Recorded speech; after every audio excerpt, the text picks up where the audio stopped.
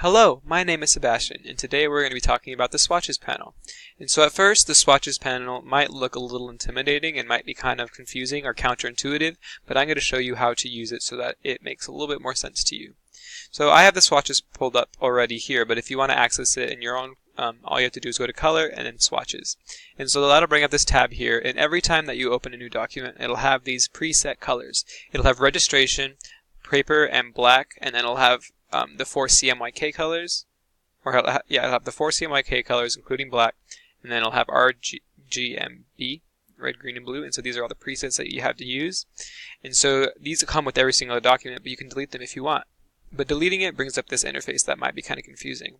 And if you just want to delete it and have it go away forever and not affect anything in your board, all you have to do is click Unnamed Swatch, and then it'll delete forever, and it won't affect any of your artwork.